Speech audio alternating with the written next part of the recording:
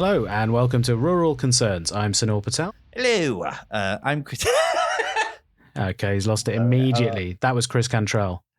I'm Chris Cantrell, and in the year 2020, I thought it would be a brilliant idea to swap the city for the countryside, a decision which was, with the benefit of hindsight, very, very locked down. I'm Sunil Patel. I live in the mega city of London and enjoy easy access to world-leading cultural events, little artisan coffees, and M&M's World. And along with our producer, James, Yo, who's also here, we attempt to process terrible decisions.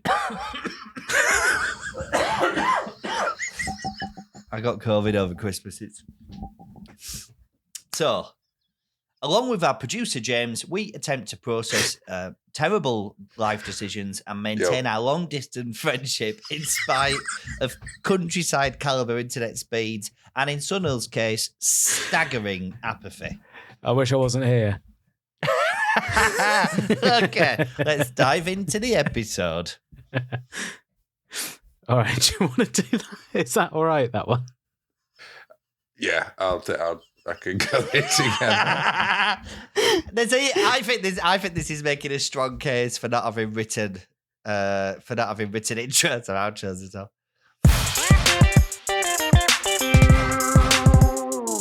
You're not stressing anyone out. You're just stressing yourself out. No, but I'm aware. I put a lot of work into things, and I'm at the point in life where I'm just not going to apologize for that, for working very hard. I just won't settle. But I try to constrain how much I'm messaging people because I know I'm stressing people. I know I'm messing people because I know I'm stressing people out. Too much going on. But what do we think about the music? I just want the internet connections to be stable, first of all. Yeah. I think just to sort of counterpoint the stressing people out thing, if you've got ideas about what you want to talk about, for me as my role as a producer, it's very useful to know those things, and then I can keep you on track. Okay. All right. I've got them in my head. I'll just fire them over. Oh, don't give me access to that. I thought as well it might be interesting to compare and contrast your Friday/Saturday nights, as this is a Sunday recording. Yeah, I've had a very London weekend, actually. You're wearing a little scarf. I wear scarves indoors now. Because it's winter or because of pretension? I get cold neck. Have you thought of a bigger beard? Just growing it, just letting it merge between the chest and the neck, yeah.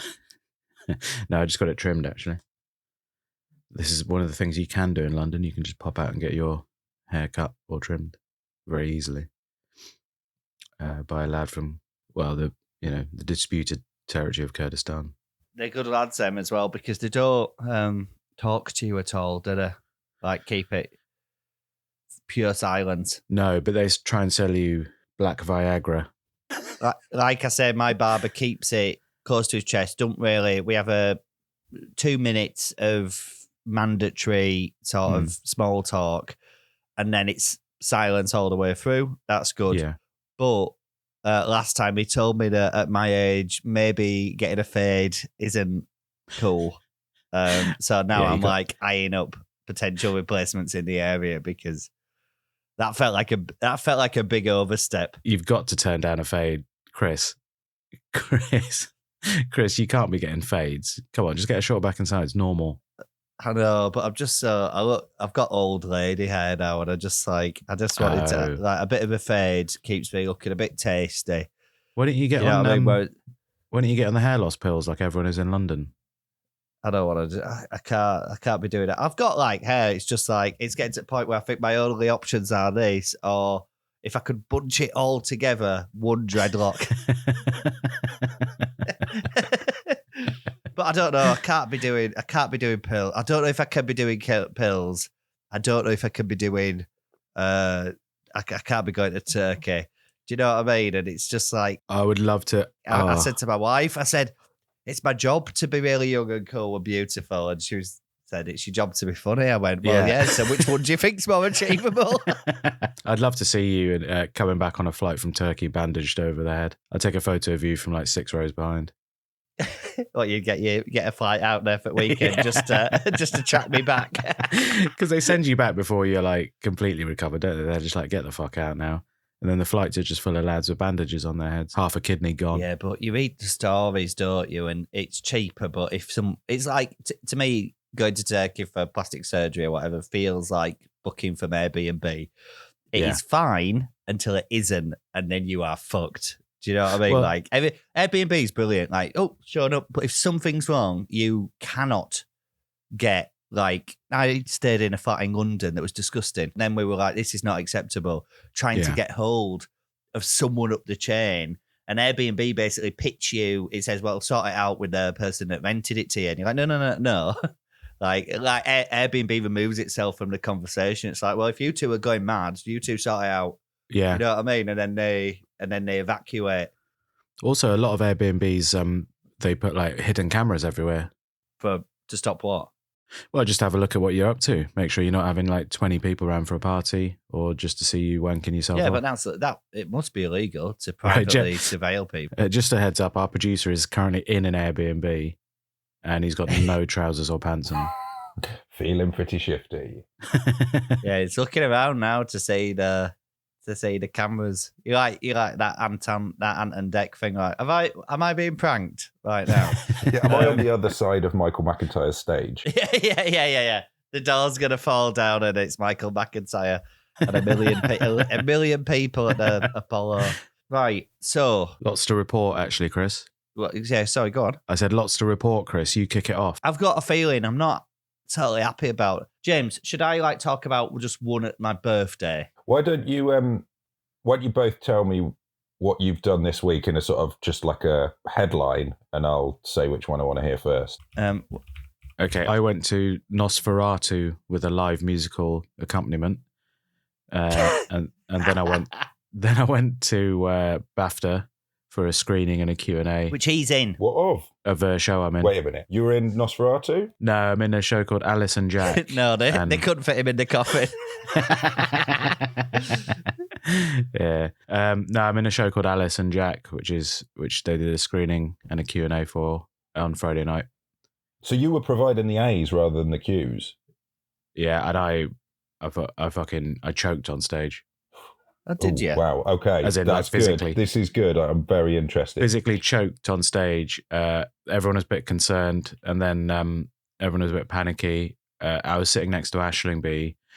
Donald Gleeson stood up, tried to pour me a glass of water, and then realised I wasn't dying, and then just necked the water himself. Andrea Riseborough couldn't really do anything. She was terrified, and the interviewer was laughing so much she couldn't help.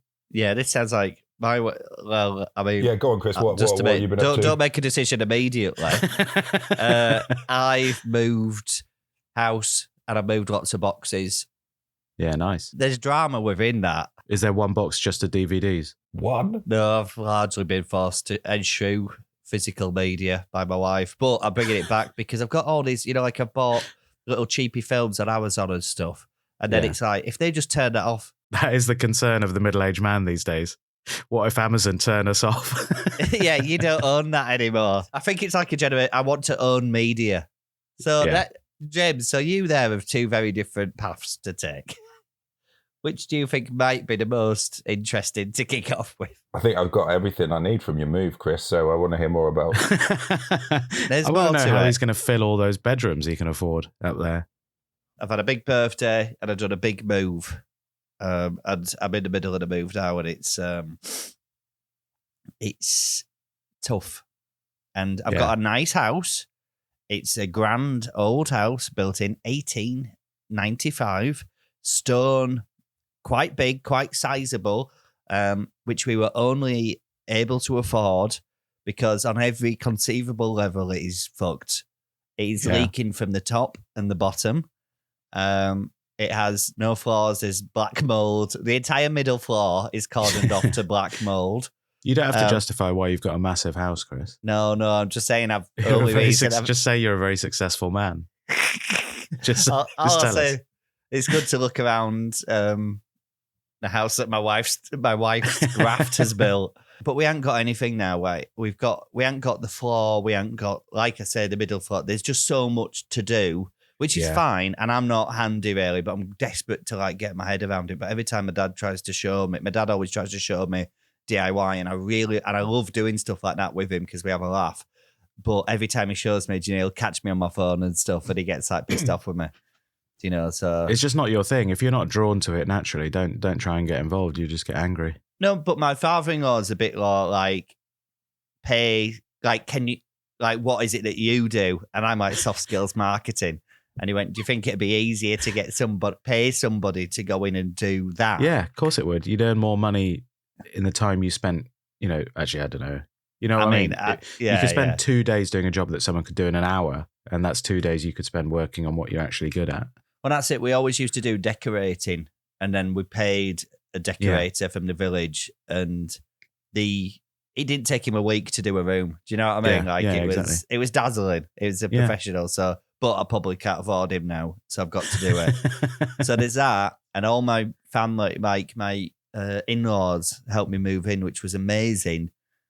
But they've all got like, there's been a diagnosis in the family in the last year. My brother-in-law's got ADHD. Which one have you got? I don't know. I think I've been diagnosed with ADHD. Someone put their hand up to stop a show to tell me I had ADHD. They do that to everyone. Yeah, I think that's because, well, I mean, there's some warnings that this, like, I leave my car keys on. I leave my car running with my keys in a bit, and I keep forgetting to do things to the point where my wife doesn't get upset with me anymore. She's just like, "What about this?" And I'm like, "I forgot." She's like, "Okay," like that. Well, your thought patterns have been described to me by a third party as just a head full of bees. I don't know if that's in the DSM-5, but that's what you've got. Yeah, and I don't know what the prescription is. I don't want, but my in-laws all have. They're doers. There's a good split between like how my family does things and how my wife's family does things. My family's a bit more like hand wringing, weighing stuff up, really deliberated of it, which is good but slow procrastination, and whereas my in-laws are like, let's just do it all now, and my father-in-law's just like, let's just do everything now. He took my TV remote, 2 of them, put them in 2 different boxes, which have now gone missing. So I've had to sort that. And he does stuff like there's some flooring that's, do you know what? I had to look away because I could just see my father-in-law and my brother-in-law like chainsawing up the floor and like pulling it all up, all the old floorboards and stuff. What, immediately? We're already working on the house? Oh, the house is bare. There's no floors. But basically because the owner but one, it's been unoccupied for a year. But before that, it was owned by a lady that allegedly illegally bred dogs, so the place stinks of dog piss. That's another thing. As I don't be jealous of my grand house. You're living in a dog black farm. mold full of piss. What kind of dogs though? I don't know, like poodles or something like that. It's not poodles, man. All I'm saying is you wouldn't be getting the papers. Do you know what I mean? Like the official Kennel Club papers. Nobody wants an illegal poodle though, do they? They want an illegal staffy. No. People want like a black Labrador, and rather than pay thousands of pounds or whatever it is, they would rather pay £800 or something like that. I don't know. Like people would rather do that. But there was one point where my father-in-law just went, he had a screwdriver, and I started looking at it, and he just went, I could take this door off. And I went, yeah, you could. But you wouldn't be able to get it back on. But why are we doing that? Just for something to be doing. I admire it. It's very hard to put a door back on by yourself. Hanging a door. It's a tough game. Just out of interest, because the 2 sides of the family are so different in their approach. If they were both let loose in a CEX with £5 each, how long? Which family would come out first with a DVD? Because if they're buzzing around trying to decide the best one, or the other side's wringing their hands about which one's the best one, like which one actually gets something done. I think maybe my family would edge it because they'd stop and like look at the. I think my in-laws would be zipping around in an ADHD frenzy, and they wouldn't even be at the DVDs. They'd be looking at the PS4 games. Oh, they get distracted. Yeah. Get distracted, and they're like, "This is Mario Kart Deluxe," and you're like, "Yeah, it is. It's not a DVD now." Yeah, but it's out of your budget. Whereas my dad just methodically like picking up every single copy of Saving Private Ryan.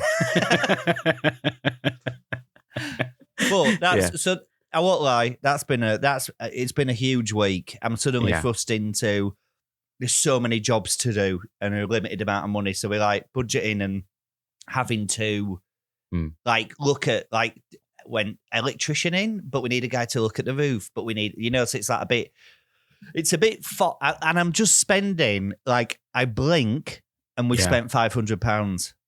Like, we got a skip. I blinked, 500 quid to get this skip on the road.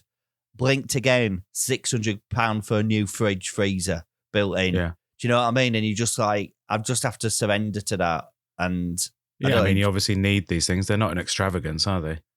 You need a fridge that's freezer. it. But we're juggling an amount of, like, we're going to run out of money way before we get, and it's going to be a job. So it's like, which is the focus bit?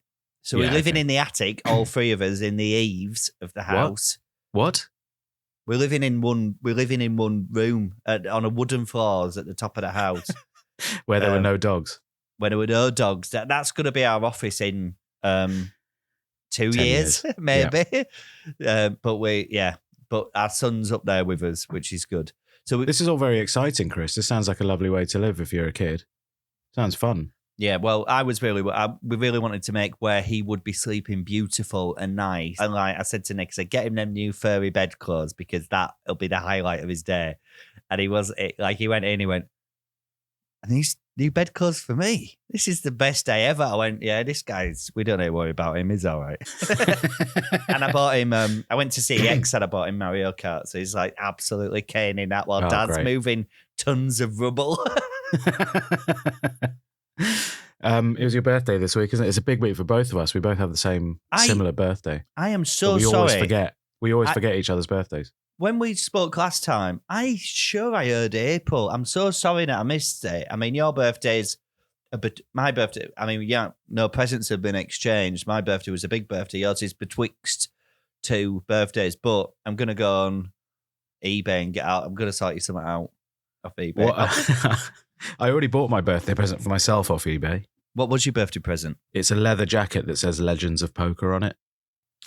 Yeah, that sounds good. And how much did that cost?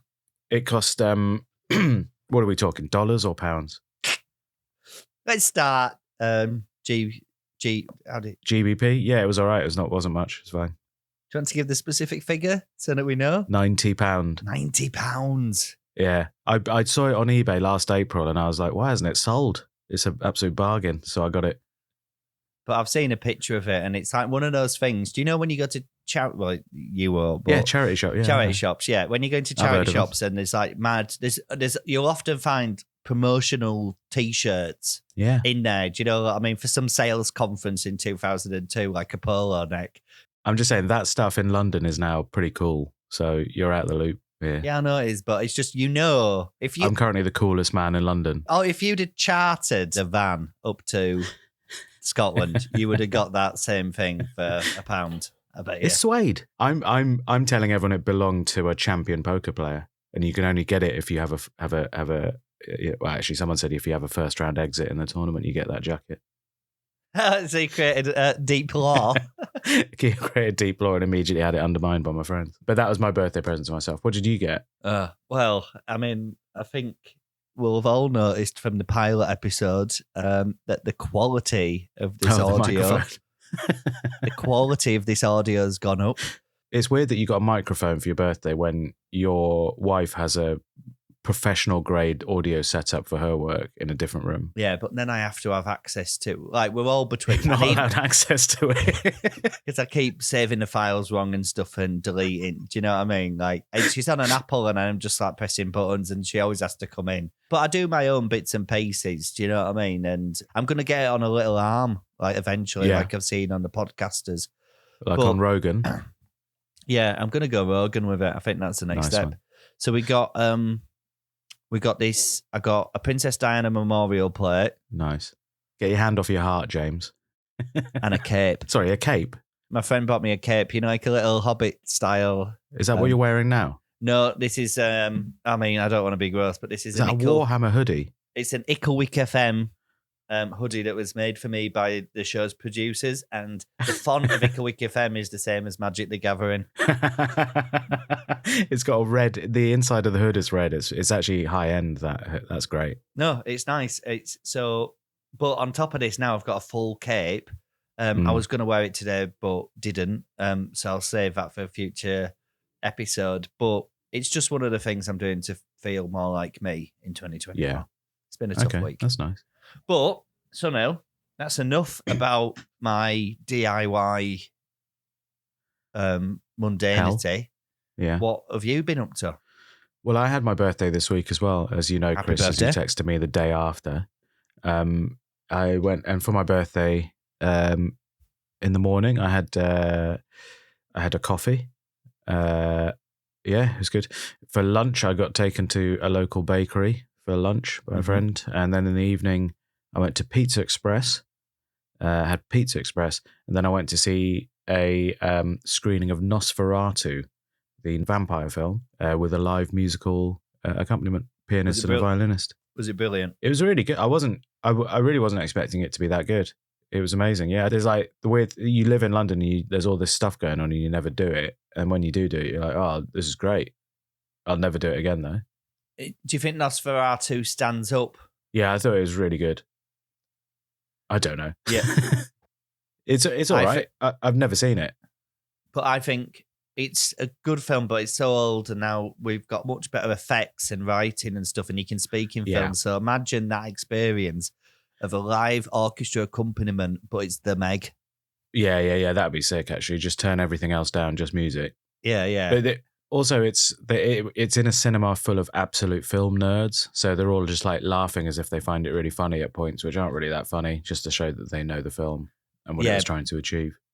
Yeah, my mother-in-law really did a hard sell. Apparently, not that far away from us in Scotland, there's like a weekend once a year when they go see Withnail and I at the house where they go to in Withnail and I. It was supposed to be in Penrith, wasn't it? Yeah, and they make a little weekend of it, like a film festival, and it's all. And my mother-in-law, like we know somebody who's gone, and my mother-in-law was like, "Chris, you would love that," and I'm like, "I've seen it and I enjoy it, but just nowhere near the level that will be the people that are at that weekend."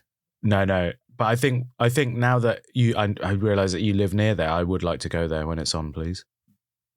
Well, let's go. We can make it. We could do that, and then a live edition of the Creamery after. I don't know what the Creamery is. I'm sorry. Well, fans of episode 1. I had some notes on episode 1. Which sort of sent me into a spiral. I sent it to like my wife later. and it's friend. A bit late now. Yeah, I know. It's a good episode. I'm very happy with it, but it's about my personal, like I spoke to James because basically I was on another podcast. I was on producer James's podcast, and I've been on it a few times, and he did a thing which I think was sort of nice, but they have a Discord for their listeners who all talk about the episodes, and producer James thought it'd be a brilliant idea to screen grab that chat about my episode, and there's just a lot of very nice people saying really great episode, but I really do struggle to understand what he's saying. and then I was like saying to James, I went, God, do I have to think about my diction? And James said, I'll tell you what you need to think about. You need to think about finishing some of these fucking sentences that you start. Because I've been editing it all week and just sort of getting through a thought and then stopping and then going on. Yeah.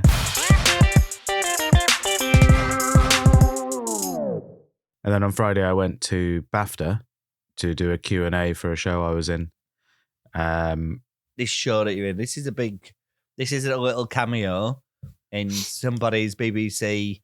No, I actually had to answer questions about the character and stuff like that. And I don't like watching myself. And it turns out none of the other 3 actors wanted to watch it either. So all 4 of us left during the hour-and-a-half screening. So I haven't seen it. I haven't seen any of it yet. But then came back, did some questions on stage about it. I got one out of the way. I got a question done, and then the second question came around to me, and I, when you swallow water down the wrong hole, and then you choke. I did that, but I just froze solid, and they were waiting for me to answer the question, but my face was just frozen. And then the interviewer went, "Are you all right?" And I tried to say yes, but it just came out as a little squeak. And then everyone realised I was possibly choking on stage. The interviewer didn't know what to do. She started laughing. I just kept trying to talk, but nothing kept coming out because I was still choking, and I started coughing a bit. Aisling B was next to me. She tried to help out by saying, "I think he's choking." And then Donald Gleeson got up, poured out a glass of water for me, and then I started talking because I'd stopped choking. So he necked the water himself instead, standing up. Legend. And then Andrea Riseborough was there, and I don't think she could really do much. She was absolutely terrified. And then I had to answer a question about the motivation behind my role. So to an audience member, it looked like Donald Gleeson just showed you how to drink a glass of water. Like, this is how it's done. Yeah, he was like, "This is how you do it." This is what you need to learn at the A list, mate. This is how. But that is like, what an interesting way for you to drop how big this TV show is by an absolutely humiliating. I mean, so this show's got. What channel is it going out on? It's going out on Channel 4, but I didn't realise how. I mean, I knew it was big, but I didn't realise that you don't realise the scale of it until you see afterwards. Like, so it's a screening at BAFTA, and it's obviously open to BAFTA members and then some members of the general public. So it's basically like journalists and film professionals and stuff watching it. Oh, that's and amazing! Then questions afterwards. It's What's it about? What's it called? What's it about? It's called Alice and Jack. And it's basically the story of it's a love story over the course of about 15 years between Alice and Jack, who are played by Donald Gleeson and Andrea Riseborough. Did they have to age you down? They de-aged me. I don't know if you remember when I was filming it, no one really noticed, but they de-aged me by about 15 years. No one said anything. Like in The Irishman. No, they basically just they dyed my hair and painted my beard every day I was on set, and then slowly undyed it as we got closer to, our actual ages. But it's been at least a year since it was filmed, so sort of not forgotten about it, but I've had other stuff to do. But I had no idea when it was coming out, and then it got announced last August that Channel 4 had bought it, and so it's going to be out in America. It's, I think, roughly the same time, but on PBS Masterpiece, I think, which is a channel that shows a lot of British dramas. Well, that's very exciting, and it's so this show's got Andrea Riseborough, Donald Gleeson, Aisling B. These are proper famous. Yeah, they know what they're doing. People, what's that like? Because I've done a few stuff, but it's normally like, hang about, is this mate that we'd be equally? We're on set together, but really we'd equally expect to meet each other above a pub.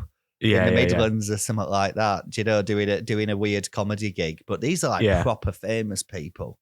Yeah, I mean, they're very good at, like, it's weird working with them because they're just like, this isn't to disparage people I've worked with before, but they take it seriously on a level I've never seen before. Yeah, I mean, they were exec producers on it as well, so they had to worry about the whole production. I mean, most of my scenes are with Donald, so yeah, I was mostly with him. But yeah, he's great fun. He seems he's like a top lad, yeah. Yeah. I had you've met mega famous people before, haven't you? Because I had a weird thing where I took my son to the cinema in Carlisle, like a rundown multiplex, and we were watching a film, and in the adverts before it, there was an advert on which you were in, and for Swiss tourism. It was for the country of Switzerland, and I must have sounded mental because it was on screen you, Anne Hathaway, Roger Federer. And I turned to my son and probably louder than I should have done said, "That's Daddy's friend." So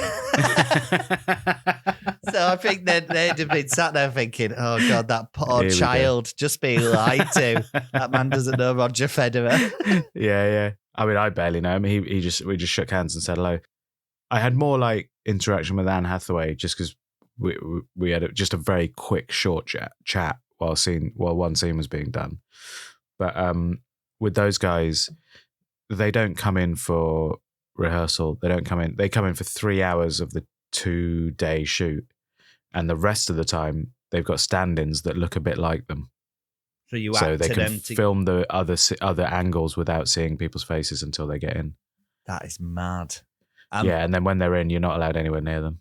Well, I got asked for my autograph outside BAFTA, and they knew who I was, which was weird. Wow. I got laughed at by one of the producers when I told him I had a flatmate. Really, like just the concept of you having a flatmate. I just mentioned it, and he went, "Oh, you're what? You've got a roommate?" I was like, "Yeah." All changed now in front of all those American. Like, it's mad that you done this over a year ago into it, and now it's like a big thing and stuff. A lot of people will see this thing, hopefully. And you've got a film coming out this year. Yeah, that's NDA'd. So keep that in, James. What, as in, they're not doing it anymore? Or? As in, I wasn't supposed to announce I was in it, but it's still not out. No, and the director doesn't know when it's out either. So, what should we talk about now? Oh, I went to the zoo. Oh, right. There's a lot of photos of it on social media making me look like a sort of 8-year-old who's into animals. But again, one of those things I've never done. I've lived in London all these years, never went to the zoo. It's brilliant. I was always happy because I used to cycle past Regent's Park to go to work. I was always happy with that 20 odd quid. This is 10 years ago to get into there. And I was like, I'm happy with 2.5 foot of a giraffe's head. That'll do. Yeah. Yeah. Well, it's 30 quid now. 30 quid. I mean, they do good work with it and stuff, don't they? But what did you get to see? Did you get to go in and look at any of them? And well, the good thing was there was a new gorilla born on the 17th of January. We wanted to have a look at that, basically. Yeah. And we did see it. We saw the mother like cradling it. That was pretty cool. Just this tiny little gorilla. And that was the best bit of it, really. I mean, the other stuff was great, but like that was the highlight, I think. Yeah, you got to work your way around. I remember seeing I went to New York Zoo and saw a polar bear, and it was the scale of the thing. Oh, right. It was like 7 foot tall. It's like I've seen James. that polar bear. Yeah. Have I you? went to Prague Zoo once, and there was a little kid looking at the polar bears, really excited, and there were these little sparrows flying in, and the polar bear was like on the rock, and it dived into the water and came up and caught the sparrow from the air with its paw and smushed it against the sort of see-through protective glass right by this 7-year-old's head, who just instantly started crying. Fuck, I'd pay 30 quid for that.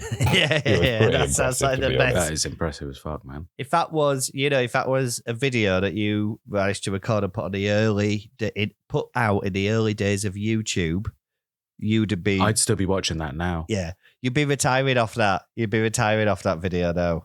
I'd be the host of You've Been Framed. Yeah. Yeah. Sunil's BAFTA week. Chris's big birthday. This is a big move. What are the trends that are afoot and stuff like that? Do you know that? Is everyone wearing a little earring? Well, the trends currently afoot in London are second-hand leather jackets off eBay for promotional events. But you guys wouldn't know. Stop trying to manufacture that into a good purchase. I'm not manufacturing it. I'm just saying you are so out of touch. You mock the things that are very popular in the greatest city on earth. You're like one of those like farm hands in out in the middle of nowhere going, look at these idiots out there wearing perfume. It's disgusting. Because I'm in the process of the move. I've become what I hate. I'm just a sort of middle-aged guy wearing jogging bottoms and a hoodie. I'm telling you now, Chris, if I ever wear jogging bottoms, you can shoot me in the back of the head. And that's at home or outside. I wouldn't be seen dead in them. But I'm disgusting. Moving. I'm going to finish this podcast and go and move rubble in my back garden. I'm not wearing corduroy. Wear some nice slacks. Be uncomfortable. Be uncomfortable while you do stuff so you can stand up a bit straighter. That's what I'm saying. I wore some smart trousers and shoes the other night, and it really does make a difference to your attitude. Didn't you nearly die? Yeah, I did nearly die, but that's different. The top half nearly died. Bottom half looked great. Yeah, that when you were choking and the humiliation was palpable, it really probably Everyone helped was like, people nice to be able to look at the socks and be like, oh God, I'm just going to focus on this because the rest of it's too cringy to watch. He's soiled some very nice trousers. But what did I do? What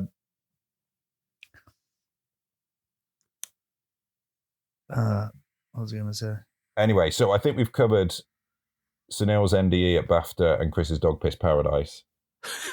Chris's Dog Piss Paradise, yeah. I'm coming to London this week for the day on Tuesday. So then I will leave my jogging bottoms. I will shed the jogging bottoms, get on the train in my sort of black Yeah. black Levi's, if I Yeah. can say specific brands. I would say your black Levi's probably have 2% elastane, which is a cop out to me. What do you mean? It needs to be 100% denim so it's uncomfortable. I think these are really tight. A man's trousers should be uncomfortable, Chris. Otherwise, what happens? Otherwise, he'll get a bad posture.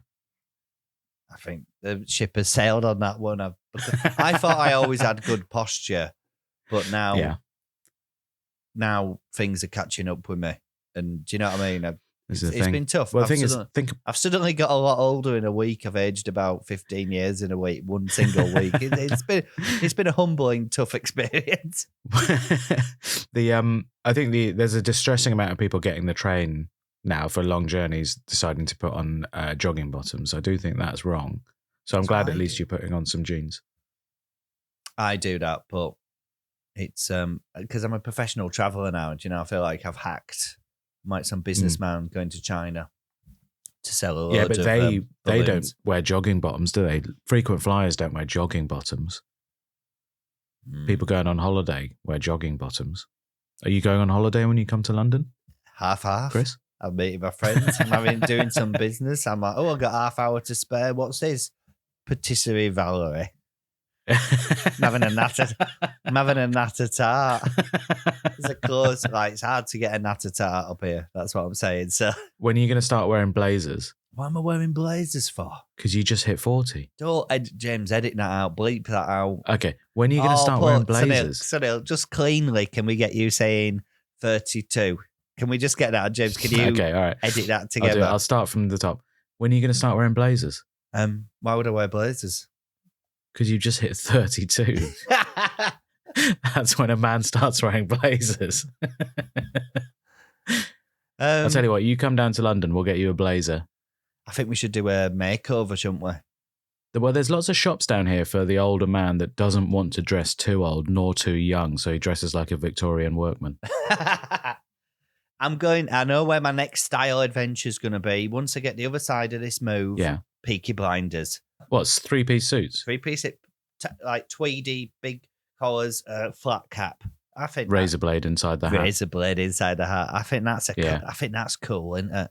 That's cool. I think you should. I think that'd be a good move. I think hoodie. I bought my first hoodie that I wear around the house this week.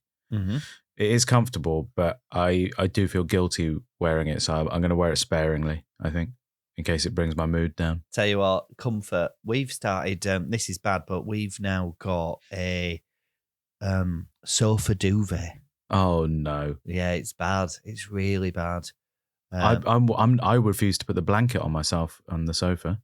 I know, but we did it. My friend had a sofa duvet, and then I said, and it was deepest winter. I said, let's try this sofa duvet. Now we've got a hidden sofa duvet, and it sits on the sofa folded up. But if a guest comes round, it gets ferreted away out of sight because we're not ready to admit that we're sofa duvet people. But there is get under duvet. Our blankets on the sofas are either used by my flatmate or by the various middle-aged comedians that end up sleeping there because they don't want to get a hotel for their gigs. So do you think we've done enough on cultural highlights? Oh my God, I've just been sent a great link. About what? Chris Cantrell's net worth. What is it? 306,000 millions of dollars. Yeah, well. How much is the house worth? It might be, bleep it out, but 220. Well, the house is worth 220? Well, that's what we bought it for. That's mental. Yeah. But, there's downsides. It's full of poison. It's in the middle of nowhere. Yeah, but, okay, yeah. How many beds? 4. Shut your fucking mouth, man. It's got 3 in the middle floor, but the top floor will be our office, but would be a 4th bedroom. So that's it. There's only 3 of us. It will do us forevermore. And we can have a guest room and stuff like that. So what if you get rich? Will you get a big castle? No, I'll be happy to pay that off and be happy with it. Do you know what I mean? I think my wife will have an opinion if we hit it big on one of these. I've just won, as I look now, I was looking for the Village magazine email and I've won £30 on the lotto. Whoa. Yeah, so things are looking up. I had to do a voiceover audition for the lotto. And? I had to say chip butty, and that's when I realised they wanted someone northern. Oh, and they just threw you. Well, it's good to get through the door for these parts, because if they're not being given to southern men in little scarves, then what's going on? It's a scarf, so I don't have to pay for the heating. You what? I'm wearing a scarf, so I don't have to pay for heating. Yeah. I'm more like you than you think. Yeah. Right. Cultural concerns, cultural events. None of these are previously discussed. Sorry, James. It's rural concerns and cultural highlights. Those are the segments we agreed on. So, Sunil, do you think you could just riff about, like, right, as if you're like a weather person doing a report or something like that? On cultural highlights in London. Cultural highlights in London. London is currently abuzz with news of my new leather jacket. Lots of people have mentioned it, saying it's one of the cultural highlights of this city in 2024. It's actually quite quiet at the moment. There's not much going on in town. I think the big cultural events are currently going to Waxy O'Connor's Irish pub in Soho and then getting the bus home. Am I right in hearing that for your birthday you went to Pizza Express? One of the other cultural highlights of being in London is that there's lots and lots of Pizza Expresses. And if you get the app, then you get like free dough balls, free drink, free dessert sometimes if you get up to gold level. And on your birthday, you get free pizza. So you really... And what did you have? I'd sort of see you as a Casa Romana type guy. Bosco de Fungi. Do you have the one with a hole in the middle? A hole in the middle with salad? Yeah, In the middle? No, absolutely not. I think you could, What an absolute waste of time. you could shove that up your ass, Pizza Express. Good effort, but not for me. Did you go to the Pizza Express in London that has the ancient, brilliant jazz bar beneath it? I have been there, but I went. I ate in a different room because the jazz was too loud. Right, yeah. So, jazz, always finding a way to ruin things. Pizza Express is just—it's just like there's so much choice. You're just like, thank God there's a Pizza Express about. And you just go there. Yeah, I've had very good times in Pizza Express. You know, I thought it was one of these ones that went bust. Yeah, but it's still sort of limping along while also giving you loads of free food every time you go in. Yeah, still going strong. So yeah, fair play. It's just when I'm in London, it's like I can't go to some big chain. I have to go to somewhere authentic and tasty. You know, somewhere where you can't really get it in the rest of the country, like Five Guys or something. You know. When will I learn peri peri chips? What, you don't like them? No, they're too dusty. Do you know what I mean? Yeah, Or they're it's too like, do dusty. you want this peri You're peri right. dusty? Do you want this peri peri seasoning? And you're like, yeah, go on then. And then I'm like coughing up like a Victorian chimney sweep. Yeah, I know. Pure paprika and salt. I did go to Nando's after my zoo visit, actually. Oh, nice. Because it's convenient. It'll sit all your mates. You don't need to book anything. But don't get the peri peri chips. I had broccoli. Imagine that. Yeah. It's I can't get my head around it in this. We've got to make better decisions, haven't we, at our age? Fibre is very necessary as you get older, Chris. Yeah, I think my wife's on a mission to get me to consume more vegetables. Well, we've got an air fryer. And that's really helpful. You've got an air fryer too. It's all right, isn't it? It's just someone said it's just a tiny little oven. Real fast oven, yeah. So that was good. What sort of music's in the charts down there? What sort of music is in the London charts? Yeah, in the London. What sort of if you're a young person hitting the clubs? Yeah. Oh, like what? If you're in the sort of clubs, beats? you'll currently be hearing a lot of Mumford and Sons. Yeah. Their new hot new band coming up, Elbow. I saw the other day. They're up and coming. I think they're back with a new album. I tell you, I've got a random. This is really mad, but my wife is good friends with a lady who is married to, I think, the bassist from Elbow, and they're so nice. And they came round to when we lived in Manchester. They came round to our house for tea, and I remember I'm talking to this guy about how hard touring is. You know, like yeah. I was talking to him, I goes, yeah, it's tough touring. I don't like being away from my family. But at that, my tour at that point was doing 4 dates, like 4 nights spread out with your mate. spread out with, your mate, with my not on your own. mate, spread out over like 3 weeks or something like that. And then I said, "Oh, what do you? Where are you touring?" And he's basically like away for over half a year, and he included like a big stint in Japan and stuff like that. And I was like, "Yeah, kind of similar." And so I get it. No, oh, I'm an idiot. Oh, did you not know he was an elbow before you talked to him about your tour schedule? No, I sort of did, but I just didn't quite realise the scale of. I mean, I should have done, and I think I was just trying to pretend just to be normal. But yeah, it's normal talking about your tour. It's annoying because he's obviously much like a creative person, his own boss, much busier than I am. And there was a kids' festival in Manchester, like that my wife took my son to. And I was like, I need to get some stuff done that weekend. I used the opportunity to work, but he was there. And he was like, where's Chris? And I'm like, all right, mate. Like, because if like the bassist from Elbow can be at this kids' festival, then I definitely can anyway. So he really dropped me in it there.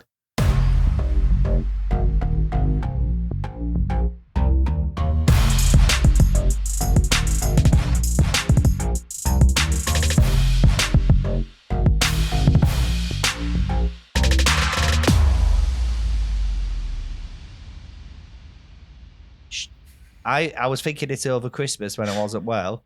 I think we should outlaw walls so that boundaries don't happen anymore and everyone can be mates. How does that sound? That means we can come into your house. Yeah. It's really windy today. Yeah. No, you can have a rag. It sounds all right, doesn't it? It sounds, do you know what I mean? Why can't everyone just get on? There you go. That's my hot take, my hot political take. But thank you for listening. It means a lot that you're giving us your time. If you want to go the extra mile, give us a review on Apple Podcast, 5 stars, obviously, or recommend us to a friend or something like that. That's it. Rural Concerns was produced by producer James for a lovely time.